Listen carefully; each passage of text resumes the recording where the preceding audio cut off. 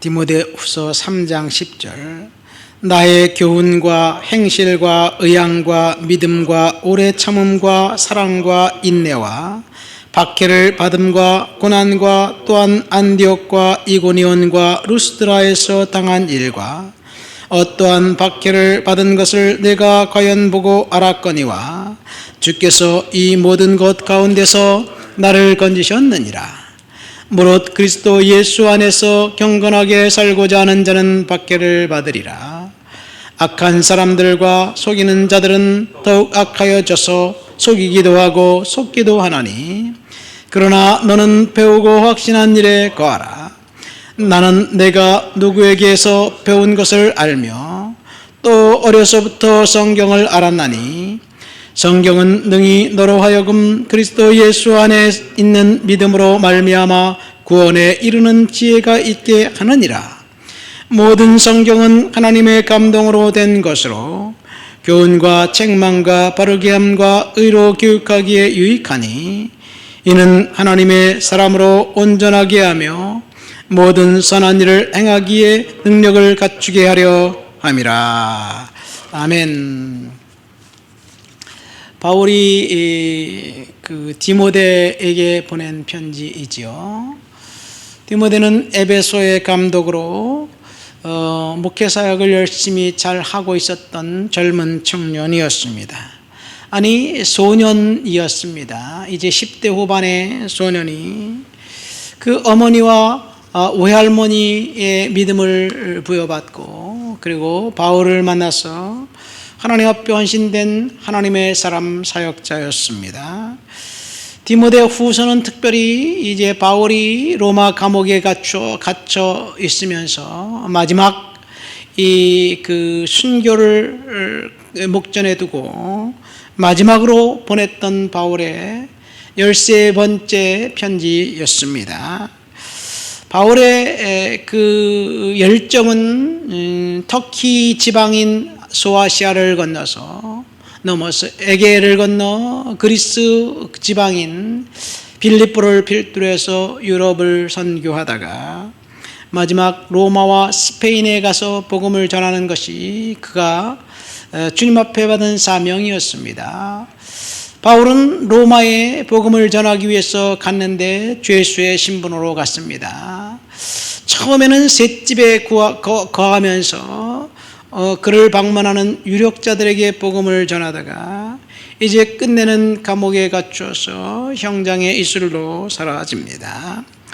바울이 이 셋집에 있으면서 복음을 전하다가 잠깐의 자유를 이제 받게 되지요. 그래서 결국 로마서 15장 28절에 보면 서바나까지 가겠다는 그 목표를 피력하고 바울의 서신에는 나와 있지 않지만 그가 스페인까지 갔다 온 것으로 신학자들은 알고 있습니다. 바울의 열정은 그 스페인이 이 지구의 끝 마지막 지상 명령을 성취하는 그 장소로 알았어요. 그래서 바울은 그곳에 가서 복음을 선포하고 복음을 전합니다.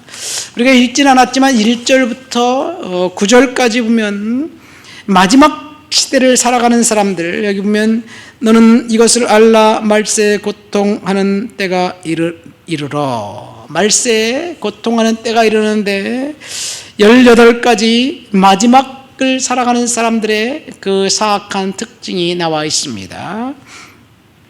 그리고 10절부터 보면 9가지 순종한 사람들의 특징이 나와 있습니다. 그러니까 불순종한 사람의 특징 18가지, 하나님 앞에 순종한 사람들의 특징 이제 9가지, 이렇게 합치면 바울이 하나님 앞에서 우리가 어떤 삶을 살아야 될지를 이야기합니다. 이 자기를 사랑하고 돈을 사랑하는 것으로부터 시작해서 쾌락 사랑하기를 하나님 사랑보다 더한다라는 이야기를 하면서 이제 육체에 속한 사람들의 습성을 이야기합니다. 뭐 다 보진 않지만 몇 가지 이렇게 보면, 첫 번째, 자기를 사랑한다는 것 무엇인가요? 오늘날 이 시대의 특징 첫 번째가 자기를 사랑하며 두 번째가 돈을 사랑하는 거예요. 오늘날 사람들은 자기 몸, 내 몸은 내 것이니까 내 마음대로 해도 된다라고 생각을 합니다. 그래서 이 인간으로서 정체성을 확립하고 정체성을 이야기할 수 있는 것은 자기 몸을 어떻게 표현하느냐에 따라 달려 있습니다. 그래서 사람들은 성적인 자기 정체성이라고 얘기하기도 합니다. 그러나 성경은 다르게 이야기하죠. 우리의 몸은 우리의 것이 아니라 하나님의 것이고 하나님의 성전이다. 성령의 전이다.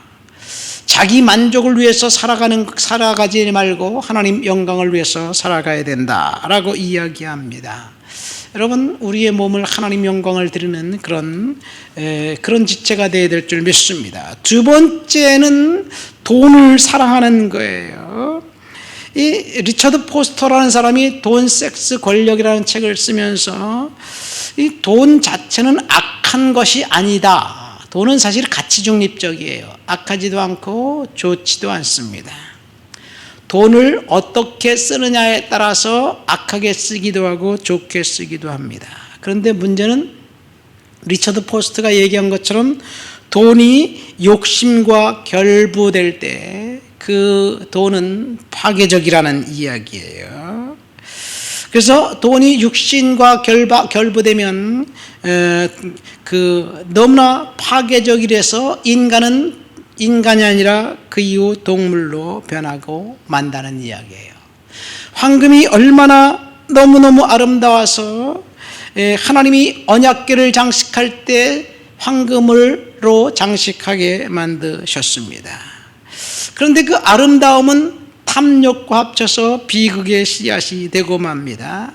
이 애굽의 그 신은 황금송아지지요. 금송아지입니다.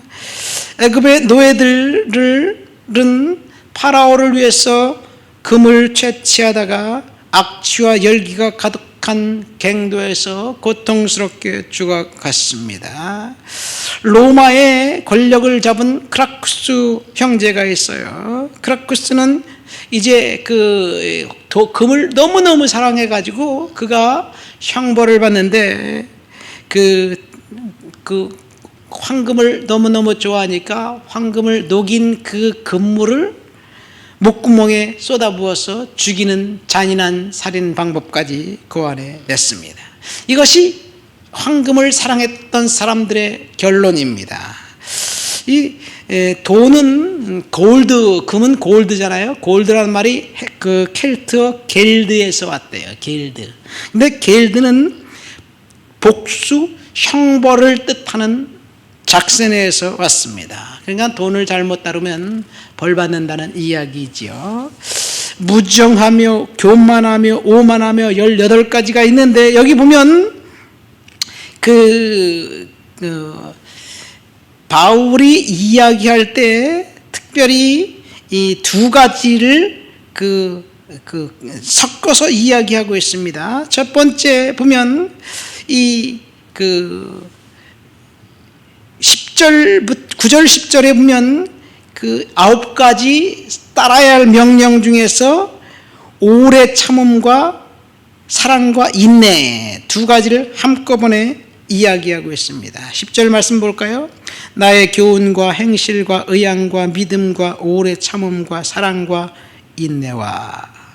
여기 보면 오래 참음이 인내인데 왜 오래 참음과 인내를 같이 말했을까? 중복해서 말했을까? 이것이 그만큼 중요하다는 이야기가 아닌가 생각됩니다. 오래 참고 인내하면서 우리가 믿음으로 견디어내는 사람들에게 11절 말씀 보니까 바울이 이렇게 결론을 냅니다. 이 모든 것 가운데서 나를 건지셨느니라. 이 모든 것 가운데서 하나님이 나를 건지셨다는 이야기예요.